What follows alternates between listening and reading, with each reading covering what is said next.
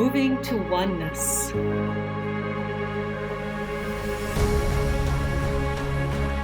Nourishing curiosity. Embracing differences. Becoming one.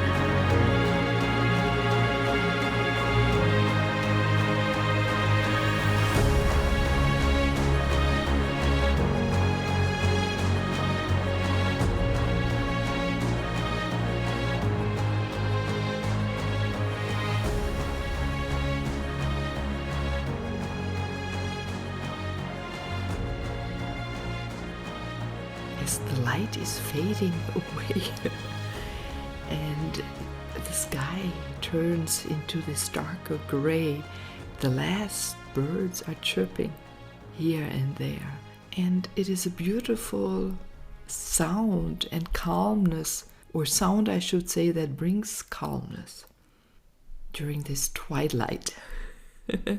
Especially today, because it comes earlier.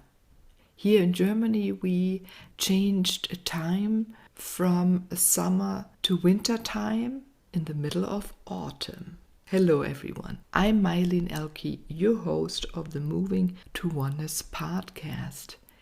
Yeah, it's a double gift.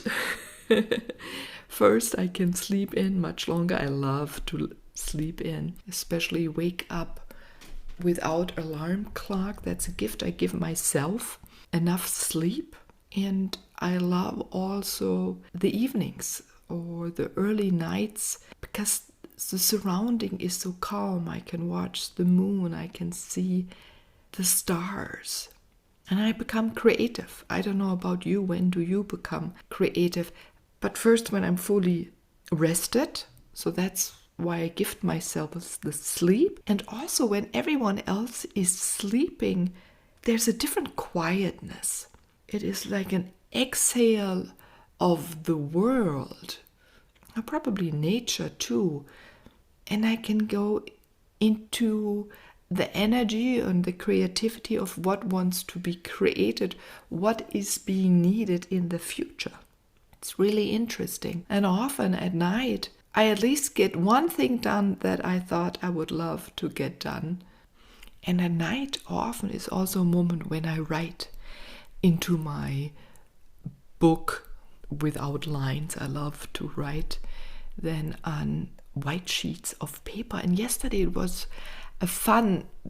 There was a certain time I gave myself like 20 minutes of writing, and I hadn't written in a while, taken care of a family and my own things, traveling, etc. And I love the sound of the pen running over the paper because it's such smooth paper and a cool paper. And I noticed also that my writing got larger. For me, that shows I'm becoming even more creative than I have ever been. And I love that, everyone. I'm celebrating that right now, today as well. And it's interesting that it started into the day where I can digest it also longer, right? It's like the gift of 1 extra hour. So what do we do during the night when we have that extra hour? Did you ever think about that? So often we maybe travel at night. We don't even lie in bed. You may have noticed that as well. Often the nights I don't dream. I know I'm traveling.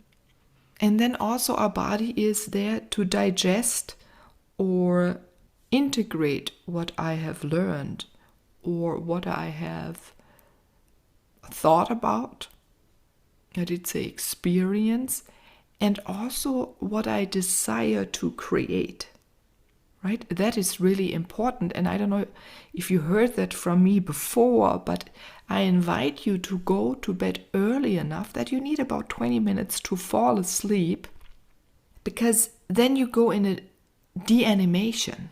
It feels like you're still awake in that state, but you can't really move anymore your fingers. And that is a perfect time for you to, I won't even use the word desire, dictate what you want the next day to happen, maybe next week, next month, next year, or even further along. So that's the time to concentrate on your purpose and how it should unfold, always leaving enough playroom, or because it is like a dance, that other things can unfold we can't, or you can't, or I can't even imagine yet, right? So there's this fine line of dictating life and at the same time staying totally open so we can enjoy and explore what arises out of the blue. But if you look back really straight afar, then you see how many things did happen that you envisioned. So if you follow your vision and you follow your instinct, you follow your inner desires that really come from deep within, these things will happen, and you may notice then even faster that they're being materialized, or that you are implementing things faster. The second thing is why it's important to give time to the de-animation is because that's the phase your body heals in. Yeah? And your body is a fantastic self-healer. You have to give it time. And a good way to figure out if you're too tired, if you don't have those 20 minutes, if you put your head down on the mattress or on your cushion and you fall asleep right away or within the next 5 minutes, then you're overtired. And the other thing is then your body doesn't have enough time to repair itself.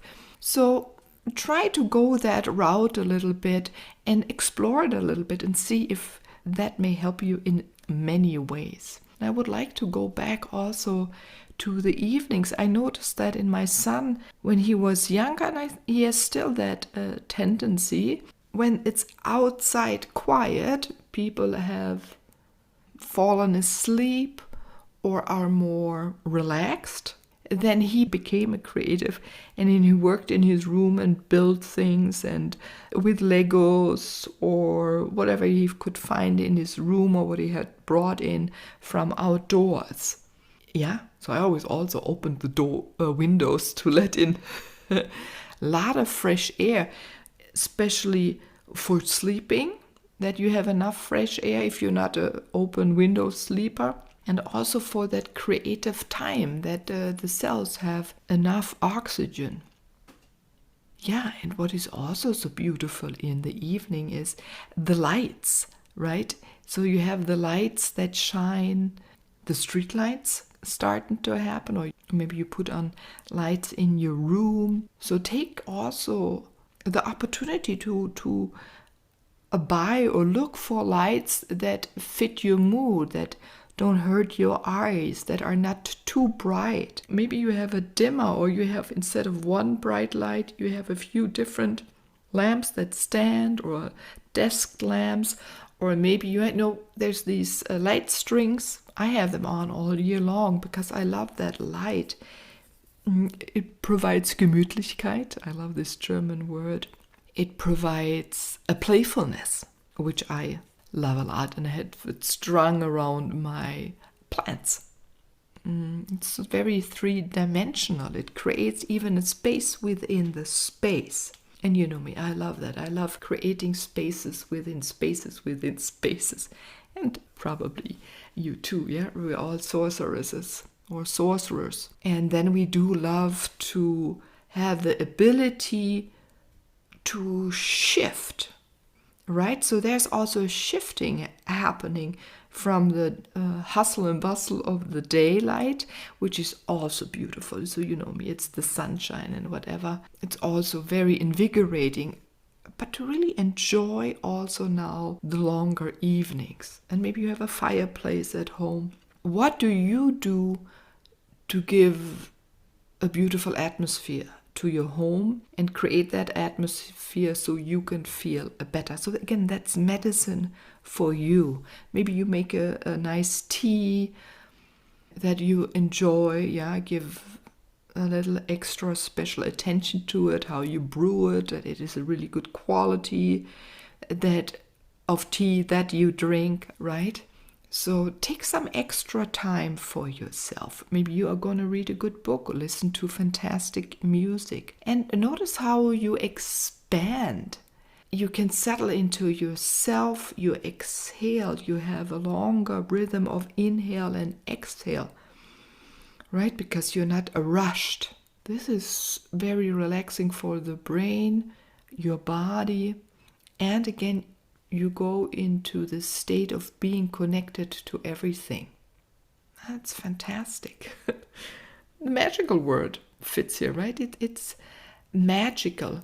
And do look also that you have here and there some yellow tones that you're bringing from the day also into the evening. And maybe you put candles on, and now in Germany slowly we're celebrating with many others Halloween. We have a holiday in Germany, Allerheiligen, on the 1st of November, where we give thought to the ones that passed. So I already got a beautiful candle for my little grave I spoke recently about, for my cats, so I can create a beautiful atmosphere when I think about them or communicate with them, when I honor them and I thank them for having spent time with me and my family. So who are you thinking about now this week? Becomes important. Who is there that has passed on, that provides support to you, that gives you advice? Or maybe you have never tried connecting to your ancestors or the animals that have lived with you. Do try it. Just become very calm. If you have a grave to go to, please go there. Otherwise, you can just sit, close your eyes maybe, and connect with them. Take in a few breaths that you relax. And then the connection is easy, and let's see what flows. Invite them to communicate with you, and you reach out to them, right? And already you've built up a connection. The telepathy works wonders. I also want to connect more to my grandparents and ancestors prior. I've thought about that. In recent drives, I was telling you I was traveling a lot, to also get information about their life and what advice they have for me that I can implement, integrate into my life, because they understand me a little bit of where I want to go, right? I have a long line, going thousands and thousands and thousands of years back, of healers in my families, in both of them. Not everyone lived it, not everyone was trained in it, but it sparks up here and there in everyone. So who in your family has it and maybe didn't live it or didn't speak about it, was very quiet about it? So that's a nice way to go. And also, in a way, there's this thankfulness that we're here at this moment, that I'm living now, that you're living now. So a thankfulness going backwards that they lived so we could be now. I think that is just, there's no word for it, but you know what I mean. There's a beautiful feeling going with it. Yeah. Allerheiligen, I didn't say it's like All Saints. I don't even know. I think that's what it's called in English. So it's really all spirits, if I would translate it. And they're very Samhain, right? If you go look at the Celtic or the Scottish, the Irish name, and then Christianity put on. Other cultures have it as well. It's also a little cooler already. Here in Germany, what we do, everyone does these wreaths and brings them to the grave. You take pine needles, flowers. It's a beautiful gift. So what can you gift your ancestors? For a long time I did one that I learned from one of my teachers, where I learned more about how I always have done the physical channeling. It was putting down 5 glasses of water, of pictures of some of the ancestors of both lines, and giving some food here and there.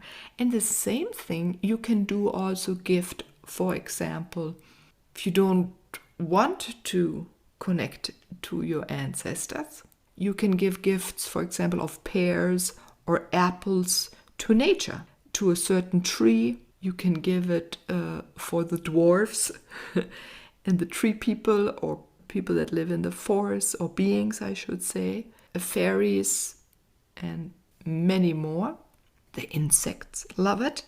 The worms love it, right?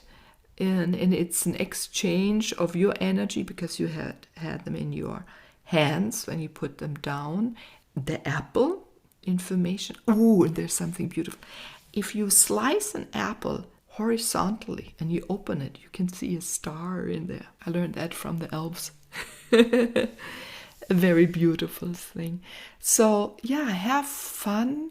And it's not just fun, but a way of gratitude, Achtung, giving regards, or respect, I think you say also in English, to anything that is living and that has lived on this beautiful planet. And maybe because the time changes also soon where you live, or already has changed depending where you live on this beautiful planet, maybe you're noticing that you're waking up a little earlier.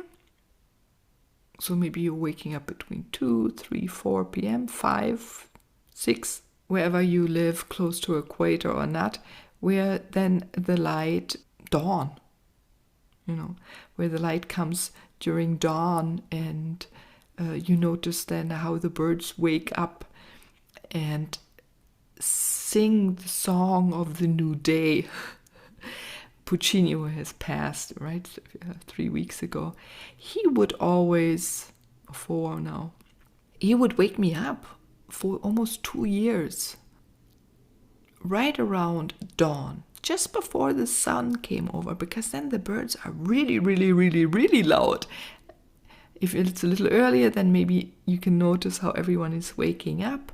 And then as soon as the sun came up, and we both were then greeting, and sometimes this moon was still shining, then everything became more quiet. So that is also the time then maybe to think about who you are. That's a great time to be in the energy of the world, of the earth, of nature.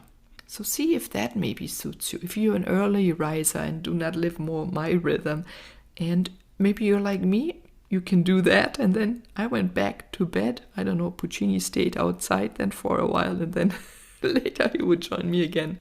But find what is for you there that enlivens you, but what also gives you calmness. To explore now over the winter, it goes more into what do bears do? Hibernate? Genau. Where you eat now maybe a little more, you would spend more time with cooking. The dishes may become heavier if you're more in the northern hemisphere. In the south, you do exactly the opposite, everything becomes lighter. But for here now on in the north, to get ready to maybe pull out again what is deep within you, take those evenings to write, or those early mornings, whenever you find time, so you can concentrate on what is to be created for you. What do you need to create? What is needed to be given to you? Maybe advice from your ancestors. Maybe you go look for advice. Maybe you know the people who have it for you. Be courageous enough to connect with them, to invite them to speak with you, and so on. So I wish you a beautiful twilight, especially, before we go into the Christmas season and the Christmas markets, because that's more the little time for you. Maybe you go for a walk and really sense the exhale. So again, where can you exhale in your life? What have you done? The great things you have done, that you have accomplished and are accomplishing over and over, for yourself, for your family, for your friends, for your colleagues, and for the world. I wish you the best of luck. Keep on creating your magic and keep on sharing it with all of us. I'm Meilin, your host of the Moving to Oneness podcast. Do come maybe if you feel like it to our Facebook group, Moving to Oneness, and share what you do when the sun leaves your side. Bye bye.